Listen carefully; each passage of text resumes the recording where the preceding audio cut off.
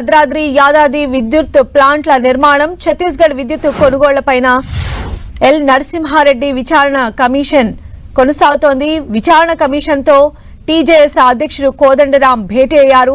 BRK Bhavan కు L నరసింహారెడ్డితో ఆయన భేటీ అయ్యారు. విద్యుత్ అధికారి రఘు అలానే బీఆర్కే భవన్ కు టీజేఎస్ అధినేత కోదండరాం కూడా చేరుకున్నారు. విద్యుత్ కమిషన్ చైర్మన్ ఎల్ నరసింహారెడ్డితో కోదండరాం భేటీ అయ్యారు. దానికి సంబంధించిన బ్రేకింగ్ మనం చూస్తూ ఉన్నాం.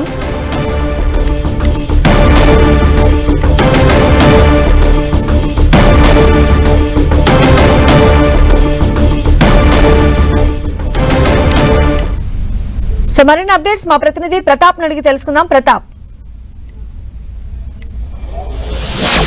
సంధ్య, పవర్ కమిషన్ విచారణ మరింత వేగవంతం చేసిందని చెప్పుకోవచ్చు. ముఖ్యంగా దీనికి సంబంధించి ఏవైతే అవకతవకలు మొదటి నుంచి ప్రస్తావిస్తున్నారో ఛత్తీస్గఢ్ విద్యుత్ కొనుగోలుకు సంబంధించి కానీ అదేవిధంగా యాదాద్రి పవర్ ప్లాంట్ల ఏర్పాట్ల విషయానికి సంబంధించి కూడా ఇప్పటికే ప్రభుత్వం అయితే కమిషన్ ఏర్పాటు చేయడం జరిగింది. ఎల్ నరసింహారెడ్డి ఆధ్వర్యంలో చేసిన కమిషన్కి సంబంధించి కూడా విచారణ వేగవంతం చేస్తుంది. అయితే ఇప్పటికే మాజీ సీఎం కేసీఆర్ కు నోటీసులు ఇచ్చిన దానికి కేసీఆర్ కూడా రిప్లై ఇస్తూ కూడా చాలా ఘాటుగా స్పందించిన పరిస్థితి అయితే ఉంది. ఆ కమిషన్ విచారణ చేయడానికి లేదు, దిగిపోవాలంటూ కూడా నరసింహారెడ్డికి పదే పదే లేఖలో 12 పేజీల లేఖలో ప్రస్తావించారు. అయితే ఈ లేఖలో ప్రస్తావించిన తర్వాత ఇప్పటికే లీగల్ కు సంబంధించి కూడా అడ్వైజర్ అంతా కూడా సలహాలు సూచనలు కూడా తీసుకోవడం జరిగింది. మరోవైపు ఆ లేఖలో ఏవైతే ప్రస్తావించారో ముఖ్యంగా ఈఆర్సీ అనుమతి మేరకే విద్యుత్ కొనుగోలు చేశాము, ఛత్తీస్గఢ్ నుంచి విద్యుత్ కొనుగోలు జరిగిందని కూడా అందులో ప్రస్తావించారు. కానీ దానికి సంబంధించి చూసినట్లయితే పూర్తి స్థాయిలో ఎక్కడ కూడా ఈఆర్సీ అనుమతి లేకుండానే కొనుగోలు జరిగాయంటూ కూడా విద్యుత్ సంస్థ అధికారులు కూడా చెప్తున్నారు. తాజాగా కాసేపటి క్రితం కూడా బీఆర్కే భవన్ వద్దకు కూడా వచ్చి ముఖ్యంగా ఎల్ నరసింహారెడ్డి కమిషన్ వద్దకు కోదండరాం అదేవిధంగా విద్యుత్ అధికారి గతంలో ఉద్యమ సమయంలో తెలంగాణ ఉద్యమ సమయంలో విద్యుత్ జేఏసీ చైర్మన్ గా పనిచేసిన రఘు కూడా రావడం జరిగింది. రఘు వచ్చి కొన్ని పవర్ పాయింట్ కూడా ఇవ్వడం జరిగింది. అసలు మొత్తం ఏం జరిగింది విద్యుత్ కొనుగోలుకు సంబంధించి కానీ అదేవిధంగా రెండు ప్లాంట్లు ఏవైతే భద్రాద్రి యాదాద్రి రెండు ప్లాంట్లకు సంబంధించి ఏం జరుగుతుందనే దానికి సంబంధించి పూర్తి స్థాయిలో కమిషన్ ముందు కూడా పవర్ పాయింట్ కూడా ఇవ్వడం జరిగింది. ప్రధానంగా విద్యుత్ ఛత్తీస్గఢ్ నుంచి కొనుగోలు చేసిన విద్యుత్ కొనుగోలుకు సంబంధించి పూర్తి స్థాయిలో ఎక్కడ కూడా ఈఆర్సీ అనుమతి జరగలేదు. కేవలం ఈఆర్సీ ఒక తాత్కాలికంగా చేసిన ఏదైతే ప్రతిపాదన ఉందో ₹3.90 తీసుకోవాలనే ప్రతిపాదనకు సంబంధించి తర్వాత కొన్ని అమెండ్మెంట్స్ కూడా సూచించింది. ఛత్తీస్గఢ్తో ఎలాంటి ఒప్పందాలు చేసుకోవాలి ఏందని దానికి సంబంధించి కూడా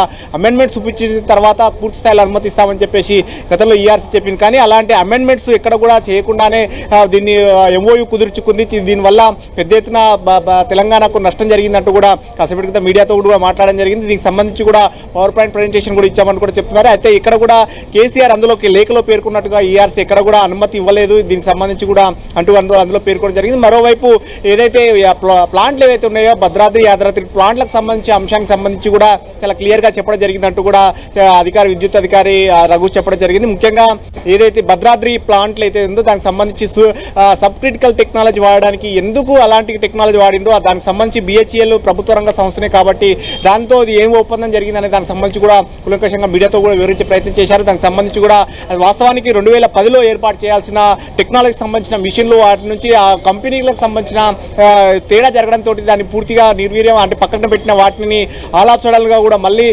కేంద్రం ఏదైతే సబ్ క్రిటికల్ టెక్నాలజీ పర్యావరణానికి ముప్పు వాటిల్లుతుందని చెప్పినప్పటికీ కూడా మళ్ళీ వాటిని ఆగమేఘాల మీద ఒప్పందం చేసుకున్నారు. అంటే అప్పుడు యాజ్ యూజువల్గా అప్పుడున్న అవసరాల మేరకు తొందరగా ప్లాంట్ ఏర్పాటు చేయాలన్న ఉద్దేశంతో తీసుకున్నామని అప్పుడు ప్రభుత్వం చెప్పినప్పుడు కూడా వాస్తవానికి ఏర్పాటు చేయాలంటే 2 yearsలోనే అని కూడా బిహెచ్ఈఎల్ తోటి ఒక ఒప్పందం కూడా చేసుకున్నారు. రిటర్న్గా ఒప్పందం చేసుకున్నప్పటికీ ఇప్పటికీ దాదాపు 7 సంవత్సరాలు అవుతున్న ఒప్పందం చేసుకుని 7 సంవత్సరాలు అవుతున్నా కూడా 7 సంవత్సరాలకు పూర్తి కావాల్సి వచ్చింది. సో మొత్తం మీద ఈ అంశానికి సంబంధించి కూడా అందులో కూడా పెద్ద ఎత్తున నష్టం జరుగుతుంది. దాదాపు అంటే ఆ ప్లాంట్ ఏర్పాటు చేసి 25 సంవత్సరాల వరకు ఉంటుంది కాబట్టి దీనివల్ల టెండర్లు కూడా పిలవకుండా నామినేషన్ ప్రక్రియ చేయడంతో కూడా దీనివల్ల కూడా అనేక నష్టాలు అంటే ఆర్థికంగా చాలా వరకు ప్రభుత్వం పైన కూడా భారం పడిందంటూ కూడా చెప్పడం జరిగింది. వీటితో పాటు 25 సంవత్సరాల వరకు ఉంటుంది కాబట్టి దీనికి సంబంధించి సిచ్యువేషన్లో చూసినట్లయితే ఆ ప్లాంట్ అనేది కూడా స్టార్ట్ అయిన కొద్ది రోజులకే. చెప్పండి సంధ్య.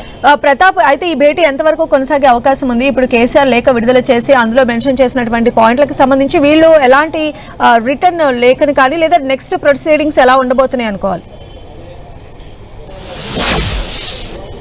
సంజయ్, ఒక మూసిది భేటీ కూడా ఇద్దరు కూడా రఘు జేఏసీ విద్యుత్ జేఏసీ నేత రఘు పవర్ పాయింట్ ప్రజెంటేషన్ కూడా కమిషన్ ఇచ్చి బయటకు రావడం జరిగింది. మీడియాతో కూడా మాట్లాడారు. కోదండరాం కూడా భేటీ కూడా మూసింది. ఆయన కూడా వచ్చి మీడియాతో కాసేపటి క్రితం మాట్లాడారు. మొత్తం కమిషన్ ముందుకు ఏ అంశాలను తీసుకెళ్లామనే వాటిని కూడా ప్రధానంగా ప్రస్తావించడం జరిగింది. వీటి చుట్టూనే అదే ప్రభుత్వం చేసిన విచారణ కమిషన్ పూర్తి స్థాయిలో విద్యుత్ కొనుగోలుకు సంబంధించి ఛత్తీస్గఢ్ కొనుగోలుకు సంబంధించితో పాటు 2 ప్లాంట్లకు సంబంధించి విషయంలో ఒకటి భద్రాద్రి పవర్ ప్లాంట్ అనేది పూర్తిగా సబ్ క్రిటికల్ టెక్నాలజీ తోటి వాడడం అనేది చాలా ఆర్థిక భారం అవుతుంది. అదేవిధంగా పొల్యూషన్ కంట్రోల్కి సంబంధించి కూడా చాలా ఇబ్బందికరంగా ఉన్నప్పటికీ దాన్ని ఏర్పాటు చేయడం అనేది కూడా అభ్యంతరకరం అంటూ కూడా అది చెప్పడం జరిగింది. యాదాద్రి సూపర్ టెక్నాలజీ వాడినప్పటికీ కూడా దానికి సంబంధించి అంటే బొగ్గు ఒకవైపు ఒక దగ్గర నుంచి ఉంటే దామరచెర్ల వద్ద అంటే నల్గొండ జిల్లాలోని ఉమ్మడి నల్గొండ జిల్లాలోని దామరచెర్ల వద్ద ప్లాంట్ ఏర్పాటు చేశారు కాబట్టి డిస్టెన్స్ దాదాపు 200 నుంచి 270-80 కిలోమీటర్ల డిస్టెన్స్ ఉంటుంది కాబట్టి ఈ ట్రాన్స్పోర్టేషన్ అనేది హెవీగా ఉంటుంది కదా. అంటే కేంద్రం సూచించిన ప్రకారంగా చూసినట్లయితే ఇప్పుడు ఎక్కడ అవైలబిలిటీ ఉందో అక్కడనే ప్లాంట్లు ఏర్పాటు చేస్తే ఈ అంతా కూడా ఉండదంటూ కూడా